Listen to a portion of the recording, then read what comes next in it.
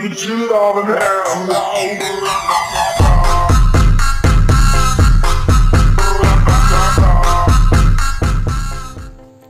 guys, assalamualaikum warahmatullahi wabarakatuh. Oke, sobat YouTube semuanya, di depan kita kali ini ada sebuah spare parts shockbreaker yang sudah mengampar ya. Nah, ini kita sedang mau ganti seal. Oke, simak baik-baik video ini. Yang baru ketemu jangan lupa tekan tombol like, komen, dan subscribe-nya agar selalu mendapatkan notifikasi terbaik dari AJM02. Oke, sudah belum? Kalau sudah, mari kita lanjut ke videonya. Oke, dalam tata cara penggantian seal shock dan juga lanjut menyeting shockbreaker agar shockbreakernya itu empuk ya, gitu ya.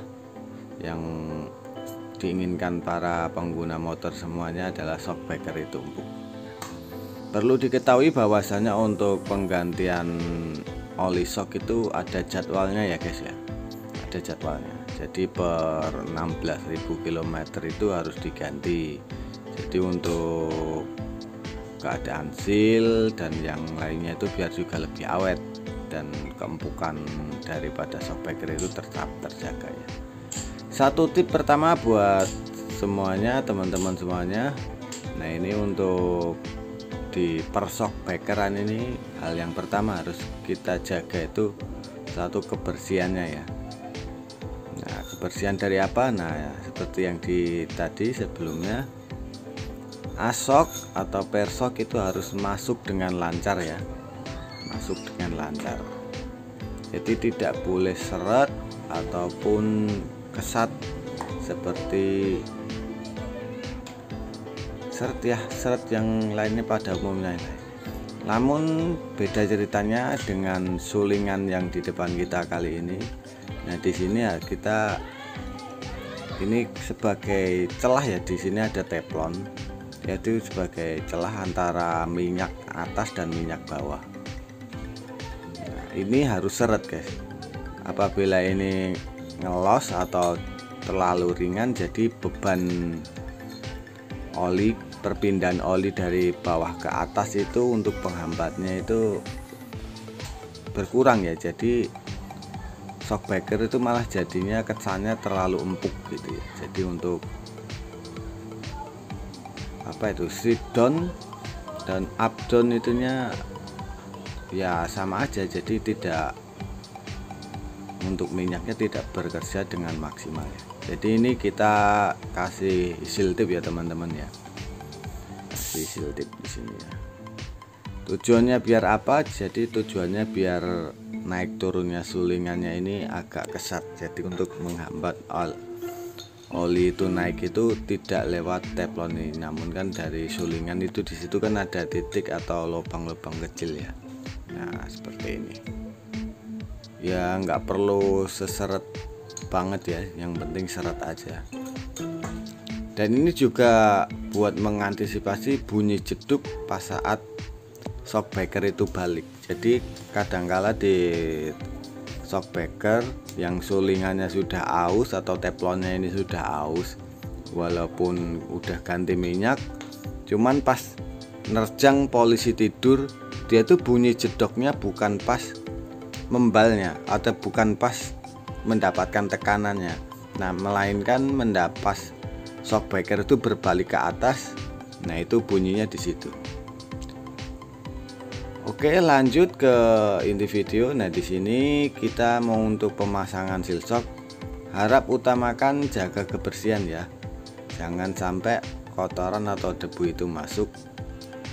Nah, kita pukul menggunakan seal shock bekasnya ya. Jadi jangan menggunakan yang berbahan, landasannya berbahan besi, jangan. Takutnya sealnya itu pas kepasang juga sudah rusak ya.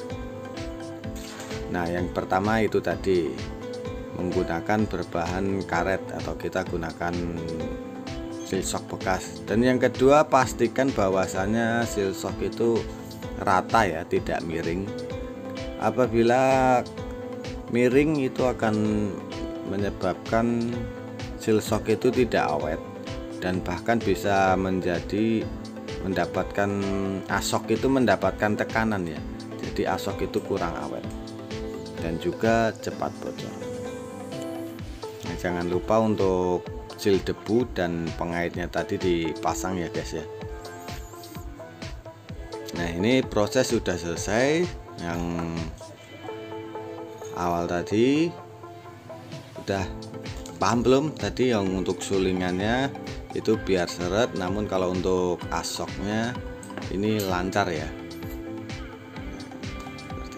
Nah, kalau udah seperti ini kita hanya tinggal untuk pemberian minyaknya.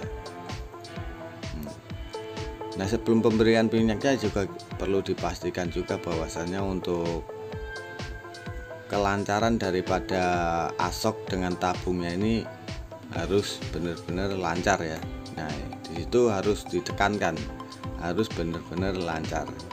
Dan untuk pemberian baut yang di bawah jangan sampai kelupaan. Biasanya kalau yang masih coba-coba untuk perbaikan shockbreaker ini sering kelupaan ya, bahwasanya di baut seperti ini ada ring yang berwarna kuning yang berbahankan kuningan ya, jangan sampai terlupakan. Nah, ini udah selesai.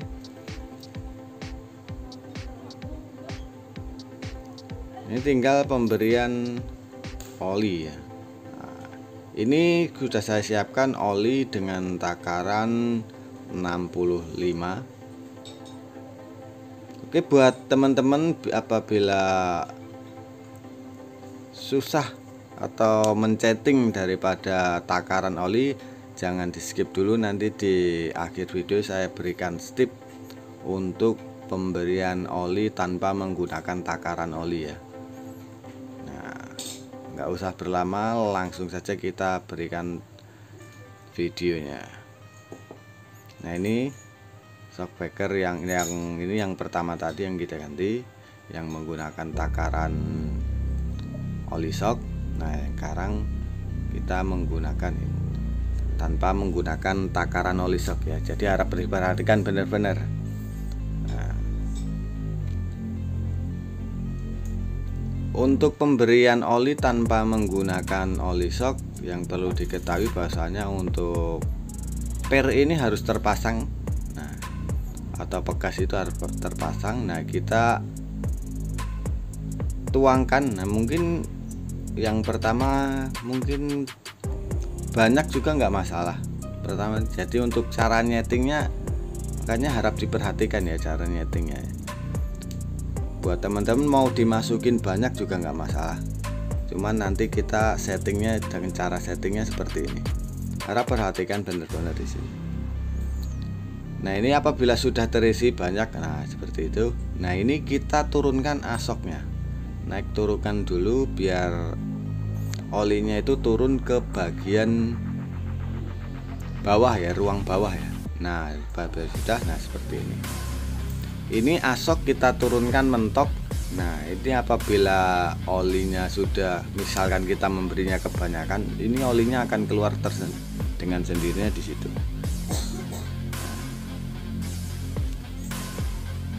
Jadi untuk takarannya apabila kita tidak menggunakan takaran oli shock, nah seperti ini. Hal yang harus diperhatikan adalah per harus tetap terpasang. Nah, per harus tetap terpasang, oli kita berikan banyak. Nah, kita nanti turunkan asok. Caranya seperti ini, kita dekatkan.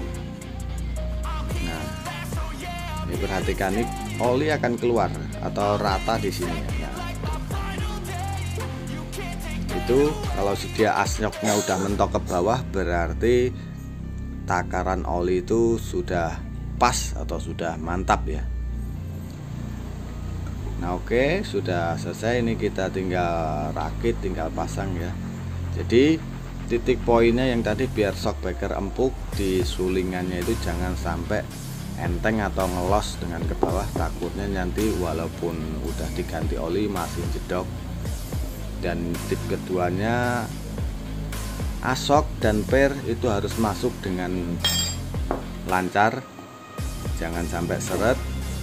Dan tips ketiganya untuk pemberian oli shock seperti tadi, per harus terpasang dan nanti asok kita turunkan, oli itu akan luber dengan sendiri. Itu adalah takaran oli shock yang pas ya. Oke, cukup sekian dari video dari saya. Wassalamualaikum warahmatullahi wabarakatuh.